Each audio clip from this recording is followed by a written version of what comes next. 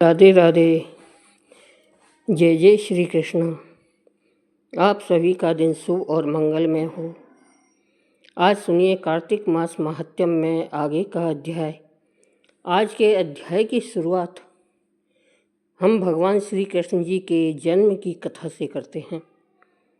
तो चलिए कथा का रसपान करते हैं। भगवान श्री कृष्ण का जन्म भादो मास की कृष्ण पक्ष की अष्टमी तिथि को मध्य रात्रि के समय रोहिणी नक्षत्र में हुआ था। ये तो सभी को पता है कि कृष्ण जी ने माता देवकी के गर्भ से जन्म लिया, जिसके बाद उनके पिता वसुदेव उन्हें नंद बाबा के यहाँ छोड़ गए थे, जिसके बाद उनका लालन पालन यशोदा मैया ने किया। लेकिन क्या आपको पता है कि कृष्ण जी का नामकरण कैसे और किसने किया था? आइए सुनते हैं भगवान श्री कृष्ण की दुर्लभ कथा। ऋषि गर्ग यदुवंश के कुलगुरु थे। एक दिन वे गोकुल में पधारे। नंद बाबा और यशोदा जी ने पूरे भाव से उनका आदर सत्कार किया और वसुदेव देवकी का हालचाल पूछा। उसके बाद जब उन्होंने गर्गाचार्य से गोकुल में पधारने का कारण पूछा, तब उन्होंने बताया कि वे पास ही के गांव में एक बालक का नामकरण करने आए हैं। रास्ते में तुम्हारा घर पड़ा तो विचार किया कि तुमसे भी मिलता चलूं। जब नंद बाबा और यशोदा जी ने सुना तो उन्होंने गर्ग ऋषि से कहा कि बाबा, हमारे यहाँ भी 2 बालकों का जन्म हुआ है, कृपा करके उनका भी नामकरण कर दीजिए। लेकिन गर्गाचार्य ने मना कर दिया। उन्होंने कहा कि अगर इस बात का पता कंस को चल गया तो वह मुझे जीवित नहीं रहने देगा। इस पर नंद बाबा ने कहा कि आप चुपचाप गौशाला में नामकरण कर दीजिए, हम इस बात का जिक्र किसी से नहीं करेंगे।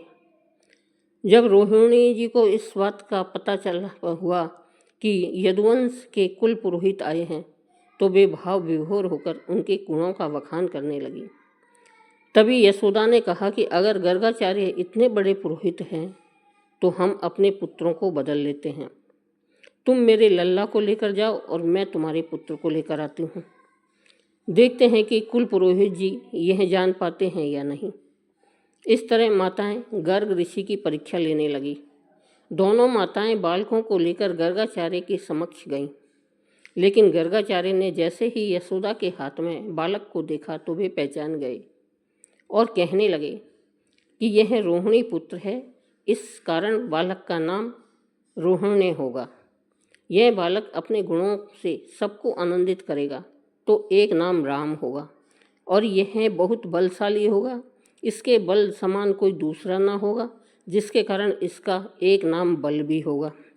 इस तरह से इसका सबसे ज़्यादा लिए जाने वाला नाम बलराम रहेगा। किसी में कोई भेद ना करने के कारण यह सभी को अपनी ओर आकर्षित करेगा, इसलिए इसका एक नाम संकर्षण होगा। जब ऋषि गर्ग ने रोहिणी की गोद के बालक को देखा तो वे बालक के मनमोहक छवि को देखकर उसमें ही खो गए और अपनी सुध बुध भूल गए। गर्ग ऋषि जैसे मानो एक जगह जड़ हो गए हों। वे ना ही कुछ कहते और ना ही उनके शरीर में कोई हलचल होती। वे तो बस एक टक लगाए बालक को निहारने लगे।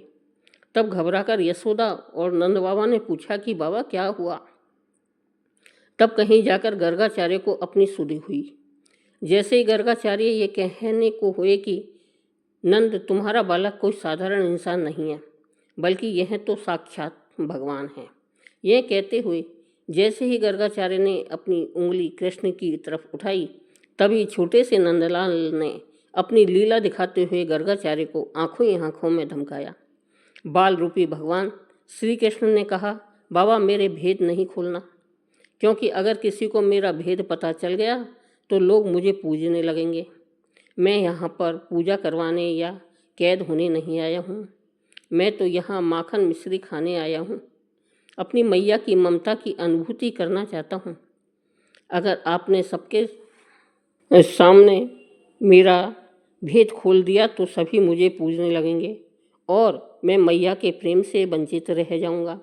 लेकिन ऋषि गर्गाचार्य अपने आप को रोक नहीं पा रहे थे। जैसे ही वे दोबारा बोलने के लिए तत्पर हुए, वैसे ही कान्हा ने फिर धमकाया और इशारों ही इशारों में कहा कि बाबा मान जाओ, नहीं तो आपकी जीभ यहीं रुक जाएगी और उंगली भी उठी की उठी रह जाएगी। आंखों में कृष्ण जी अपनी लीला दिखा रहे थे, परंतु इस बारे में नंद बाबा और यशोदा जी को कुछ भान नहीं हुआ। तभी गर्गाचार्य ने कहा कि आपका पुत्र अनेकों नामों से जाना जाएगा। यह जैसे कर्म करता जाएगा उसी के अनुसार इसके नए नाम होते जाएंगे। गर्गाचार्य ने कहा कि यह कई रंगों में इससे पहले जन्म ले चुका है, परंतु इस बार यह काले रंग में आया है, इसलिए इसका नाम कृष्ण हुआ। लेकिन माता यशोदा को यह नाम बिल्कुल ही नहीं भाया। उन्होंने कहा कि यह कैसा नाम रखा है आपने बाबा, कोई सरल और आसान नाम बताइए। तब गर्गाचार्य जी ने कहा कि तुम इसे कन्हैया, काना, किशन या किसना कहकर पुकार लेना। यह सुन माता यशोदा के चेहरे पर मुस्कुराहट आ गई। माता यशोदा कृष्ण जी को हमेशा लल्ला या काना कहकर बुलाती थी। कान्हा जी के नामकरण की यह कहानी आपको कैसी लगी, कमेंट करके हमको ज़रूर बताइएगा। अगर आप सभी भगवान श्री कृष्ण की कोई और कथा सुनने चाहते हैं तो वह भी कमेंट के माध्यम से ज़रूर बताइएगा। अब आइए श्रवण करते हैं आगे का अध्याय। इससे पहले के वृत्तांत में आपने सुना था कि किस प्रकार देव ऋषि नारद ने राजा पृथु को सभी वेदों के बारे में बताया था, जो कि समुद्र में जाकर छुप गए थे। अहोई अष्टमी पूजन तथा एकादशियाँ, कार्तिक मास एवं प्रयागराज की महिमा का वर्णन सुनने के पश्चात महाराज पृथु ने नारद जी से कहा, हे देव ऋषि, आप अब भक्त वत्सल भगवान की पूजा का विधि विधान बतलाने की कृपा करें। तब नारद जी बोले, हे राजन, एक पुरातन इतिहास कहता हूँ, सो ध्यान लगाकर सुनो। अत्यंत प्राचीन समय की बात है। कांतिपुर में चोल नाम का एक राजा राज्य करता था। उसके राज्य में समस्त प्रजा सुखी थी, कोई भी दरिद्र, पीड़ित या दुखी नहीं था। राजा के नाम पर उस देश का नाम चोल देश रखा गया। एक बार वह राजा मूल्यवान मणि मुक्ताओं द्वारा भगवान की पूजा करके वहीं मंदिर में बैठा हुआ था। उसी समय विष्णु शर्मा नाम का एक ब्राह्मण ने आकर तुलसी दल तथा जल से भगवान की पूजा की। उसके तुलसी पत्रों से राजा की पूजा के मणि मुक्ता आदि ढक गए। यह देख राजा ने क्रोधित होकर ब्राह्मण से कहा, हे विष्णु शर्मा, तुमको पूजा का कुछ भी ध्यान नहीं है। मणि मुक्ताओं से की गई मेरी पूजा की शोभा को तुमने तुलसी दलों से ढककर समाप्त कर दिया है। राजा के अहंकार में भरे हुए ये कटु वचन सुनकर विष्णु शर्मा ने कहा, हे राजन, अभिमान के वशीभूत होने के कारण तुम भगवान की पूजा के बारे में नहीं जानते। ब्राह्मण के यह वचन सुनकर राजा ने कहा, हे ब्राह्मण, तुम दरिद्री हो, इस कारण भगवान की पूजा क्या जानो। क्या तुमने कभी भगवान का कोई मंदिर बनवाया है अथवा कोई यज्ञ आदि किया है? अगर यही बात है तो मैं देखता हूँ कि भगवान की भक्ति करके पहले तुम स्वर्ग में जाते हो या मैं जाता हूँ। इतना कहकर राजा ने गूगल ऋषि को आचार्य बनाकर बड़े बड़े यज्ञ आरंभ कर दिए और साथ ही ब्राह्मणों को बहुत सा द्रव्य दान देने लगा। परंतु विष्णु शर्मा सर्वता की भांति माघ तथा कार्तिक मास के व्रत, तुलसी वन का रोपण, एकादशियों को व्रत तथा ओम नमो भगवते वासुदेवाय मंत्र का सतत जप करते हुए भगवान की पूजा अर्चना करता रहा। वह उठते बैठते चलते फिरते हर समय भगवान का स्मरण तथा कीर्तन करता रहता था। कार्तिक मास में एक दिन विष्णु शर्मा ने जो ही रसोई तैयार करके रखी, कोई भोजन उठाकर ले गया। उसके बाद उसने व्रत भंग होने के भय से पुनः रसोई नहीं बनाई और भगवान को भजन करते हुए ही सो गया। दूसरे दिन फिर रसोई बनाई और जो ही भगवान का भोग लगाने लगा, कोई फिर भोजन उठाकर ले गया। लगातार 7 दिन तक ऐसा ही होता रहा और इस प्रकार विष्णु शर्मा को निराहार 7 दिन व्यतीत हो गए। विष्णु शर्मा भूख के मारे अत्यंत व्याकुल हो रहा था, परंतु सत्संग का समय भंग न हो जाए, इस भय से उसने किसी भी दिन दूसरी बार रसोई तैयार नहीं की। 8वें दिन उसने निश्चय किया कि आज मैं पूरी तरह ध्यान रखूंगा और देखूंगा कि भोजन को उठाकर कौन ले जाता है। इसके बाद उसने भोजन तैयार किया और एक स्थान पर छिपकर बैठ गया। थोड़ी देर में उसने देखा कि एक अति दीनहीन और दुर्बल चांडाल, जिसके शरीर में केवल हड्डियां मात्र शेष थी, छिपकर आया और भोजन उठाकर ले चला। उसे देखकर विष्णु शर्मा का हृदय द्रवित हो उठा। विष्णु शर्मा ने उस चांडाल से कहा, भैया, रूखा सूखा भोजन मत ले जाओ, मेरे पास थोड़ा सा घी है, वह भी लेते जाओ। ब्राह्मण के यह वचन सुनकर भयभीत हुआ वह चांडाल भागता हुआ ठोकर खाकर गिर पड़ा। तभी विष्णु शर्मा भी उसके समीप पहुंच गया और एक वस्त्र से उस पर हवा करने लगा। थोड़ी देर बाद उस ब्राह्मण ने देखा कि उस चांडाल की जगह शंख, चक्र, गदा, पद्म और वनमालाधारी भगवान विष्णु स्वयं वहां लेटे हुए हैं। उसी समय विष्णु शर्मा ने भगवान के चरणों में गिरकर नमस्कार किया। तभी रुद्रादि देवता भी वहां पर आ गए और ऋषि मुनि वेद मंत्रों से उनका पूजन करने लगे। तब विष्णु भगवान ने अत्यंत स्नेहपूर्वक विष्णु शर्मा का आलिंगन कर उसको अपने साथ विमान में बिठा लिया और अपने साथ बैकुंठ को ले गए। चोल राजा भी यह दृश्य देख रहा था। भगवान की विष्णु शर्मा पर यह कृपा देखकर राजा अत्यंत दुखी हुआ और उसने आचार्य गुंगल ऋषि को बुलाकर कहा, यह सब क्या हो रहा है? जिसके द्वेष के कारण मैंने इतने यज्ञ और दान पुण्य किए, वह बैकुंठ को जा रहा है और मैं यहीं पर उपेक्षित खड़ा हूँ। क्या मेरे यज्ञ और दान आदि सब निष्फल हो गए? इससे यही सिद्ध होता है कि भगवान यज्ञ आदि से नहीं, केवल भक्ति से प्रसन्न होते हैं। आजीवन ब्रह्मचारी रहने के कारण राजा के कोई संतान भी नहीं थी, अतएव अपना संपूर्ण राजपाट, धन संपत्ति आदि अपने भांजे को सौंपकर भगवान मुझे स्थिर भक्ति प्रदान करे, ऐसा कहते हुए राजा यज्ञ कुंड में कूद गया। यह दृश्य देखकर गुंगल ऋषि ने क्रोध में आकर अपनी शिखा उखाड़ ली। तब से अभी तक चोल देश में भांजा ही मामा का उत्तराधिकारी होता है और गुंगल गोत्र के ब्राह्मण आज भी शिखा अर्थात चोटी नहीं रखते। चोल राजा के अग्निकुंड में गिरते ही भगवान ने प्रकट होकर अग्निकुंड में ही उसका आलिंगन किया और उसे भी अपने लोक को ले गए। बैकुंठ में भगवान ने विष्णु शर्मा को पुण्यशील तथा चोल राजा को सुशील नाम देकर अपना द्वारपाल बना लिया और इस प्रकार वे दोनों हर समय श्री हरि के निकट रहने लगे। इसके आगे का वृतांत आप अगले वीडियो में सुनिएगा। अब आइए अंत में श्रवण करते हैं भगवान श्री कृष्ण की एक दुर्लभ कथा, श्री कृष्ण नाम रूपी पारस। एक बार कृष्ण नाम ही हर लेता है जितने पाप, नहीं जीव की शक्ति कर सके वह जीवन में उतने पाप। तो दोस्तों, भगवान श्री कृष्ण कहते हैं, जो भजता है उसको, मुझको और मांगता है सांसारिक सुख, वह व्यक्ति अमृत छोड़कर विष मांगता है। वह बड़ा मूर्ख है, पर मैं तो समझदार हूँ। मैं उस मूर्ख को विष अर्थात सांसारिक सुख क्यों दूंगा? मैं उसे अपने चरणों की भक्ति देकर सांसारिक सुखों को विस्मृत कराकर अर्थात भुला देता हूँ। इसी तथ्य को दर्शाती एक सुंदर कथा है। गौड़ देश में एक ब्राह्मण निर्धनता के कारण बहुत दुखी था। जहाँ कहीं भी वह सहायता मांगने जाता, सब जगह उसे तिरस्कार मिलता।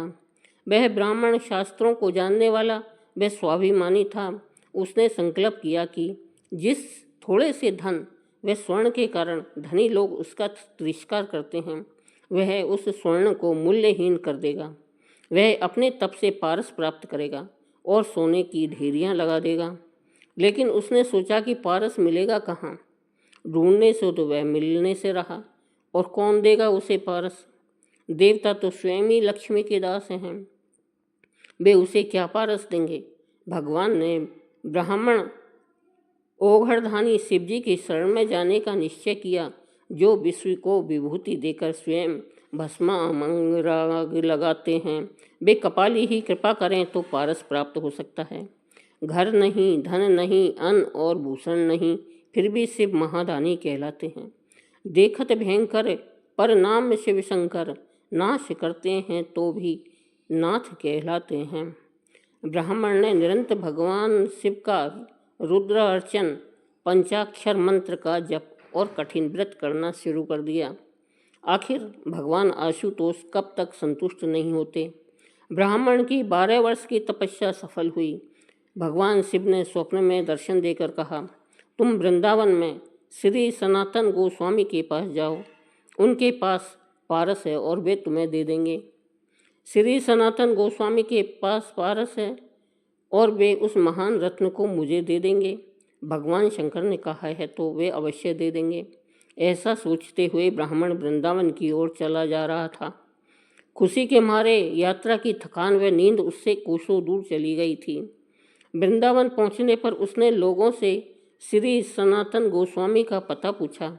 लोगों ने वृक्ष के नीचे बैठे अत्यंत कृशकाय अर्थात दुर्बल, कोपिनधारी, गूदड़ी रखने वाले वृद्ध को श्री सनातन गोस्वामी बतलाया। चैतन्य महाप्रभु जी के शिष्य सनातन गोस्वामी वृंदावन में वृक्ष के नीचे रहते थे। भीख मांगकर रूखी सूखी खाते, फटी लंगोटी पहनते और गूदड़ी व करवा साथ में रखते थे। 8 पैर में केवल 4 घड़ी सोते और शेष समय श्री कृष्ण नाम का कीर्तन करते थे। एक समय वे विद्या, पद, ऐश्वर्य और मान में लिप्त थे। बंगाल के कर्ता धर्ता थे, किंतु श्री कृष्ण कृपा से, श्री कृष्ण प्रेम की मादकता से ऐसे दीन बन गए कि परम बैरागी बनकर वृंदावन से ही गोलोक पधार गए। ब्राह्मण ने मन में कहा, यह कंगाल सनातन गोस्वामी है, ऐसे व्यक्ति के पास पारस होने की आशा कैसे की जा सकती है। लेकिन इतनी दूर से आया हूँ तो पूछ ही लेता हूँ, पूछने पर क्या जाता है। ब्राह्मण ने जब श्री सनातन गोस्वामी से पारस के बारे में पूछा तो उन्होंने कहा, इस समय तो मेरे पास नहीं है, मैं उसका क्या करता, क्योंकि गावे श्यामा श्याम को ध्यावे श्यामा श्याम, निरखे श्यामा श्याम को यही हमारो काम। श्री सनातन गोस्वामी ने बताया कि एक दिन मैं यमुना जी में स्नान को जा रहा था तो रास्ते में पारस पत्थर से पैर टकरा गया। मैंने उसे वहीं यमुना जी की रेत में गाड़ दिया, जिससे किसी दिन यमुना स्नान से लौटते समय वह मुझे छू न जाए, क्योंकि उसे छूकर तो पुनः स्नान करना पड़ता है। तुम्हें चाहिए तो तुम उसे वहाँ से निकाल लो। श्री सनातन गोस्वामी ने जहाँ पारस गाड़ा हुआ था उस स्थान का पता ब्राह्मण को बतला दिया। रेत हटाने पर ब्राह्मण को पारस मिल गया। पारस की परीक्षा करने के लिए ब्राह्मण लोहे का एक टुकड़ा अपने साथ लाया था। जैसे ही ब्राह्मण ने लोहे को पारस से स्पर्श किया वह स्वर्ण हो गया। पारस सही मिला है। इससे अत्यंत प्रसन्न होकर ब्राह्मण अपने गांव की ओर लौट पड़ा। तत्पश्चात तभी ब्राह्मण के मन में एक प्रश्न कौंधा। उस संत के पास तो यह पारस था, फिर भी उसने इसे अपने पास नहीं रखा, बल्कि यह कहा कि अगर यह छू भी जाए तो उन्हें स्नान करना पड़ता है। अवश्य ही उनके पास पारस से भी अधिक कोई मूल्यवान वस्तु है। श्री कृष्ण नाम है कल्पतरु। ब्राह्मण लौटकर श्री सनातन गोस्वामी के पास आया और बोला, अवश्य ही आपके पास पारस से भी अधिक मूल्यवान वस्तु है, जिसके कारण आपने उसे त्याग दिया। ब्राह्मण को देखकर हंसते हुए श्री सनातन गोस्वामी ने कहा, पारस से बढ़कर श्री कृष्ण नाम रूपी कल्प वृक्ष मेरे पास है। पारस से तो केवल सोना ही मिलता है, किंतु श्री कृष्ण नाम सब कुछ देने वाला कल्प वृक्ष है। उससे आप जो चाहोगे वह प्राप्त होगा। ऐसा कोई कार्य नहीं जो भगवान के नाम के आश्रय लेने पर न हो। मुक्ति चाहोगे तो मुक्ति मिलेगी, परमानंद चाहोगे तो परमानंद मिलेगा, ब्रज रस चाहोगे तो ब्रज रस मिलेगा। श्री कृष्ण का एक नाम सब पापों को नाश करता है, भक्ति का उदय करता है, भवसागर से पार करता है और अंत में श्री कृष्ण की प्राप्ति करा देता है। एक कृष्ण नाम से इतना धन मिलता है, कृष्ण नाम से ही स्वयं कृष्ण है, भजो सहित निष्ठा अविराम। यह सुनकर ब्राह्मण ने सनातन गोस्वामी जी से विनती की, मुझे आप वही श्री कृष्ण नाम रूपी पारस प्रदान करने की कृपा करें। श्री सनातन गोस्वामी ने कहा, उसकी प्राप्ति से पहले आपको इस पारस को यमुना में फेंकना पड़ेगा। ब्राह्मण ने यह गया पारस कहते हुए पूरी शक्ति से पारस को यमुना जी में दूर फेंक दिया। भगवान शिव की दीर्घकालीन तपस्या व संत के दर्शन से ब्राह्मण के मन व चित्त निर्मल हो गए थे।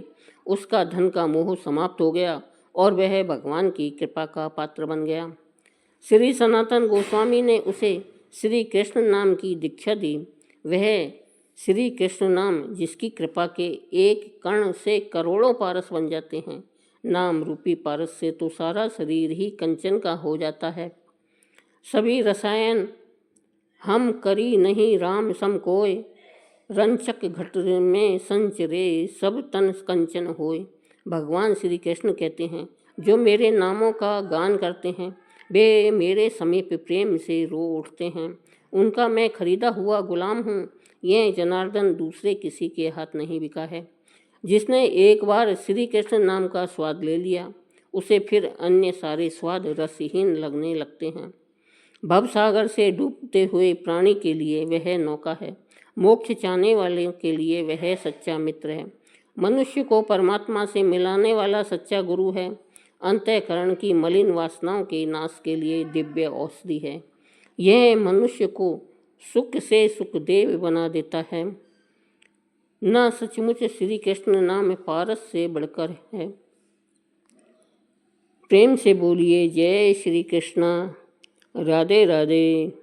दोस्तों, कथा पसंद आई हो तो चैनल को सब्सक्राइब करें, कथा को लाइक करें, मित्रों दोस्तों को शेयर करें।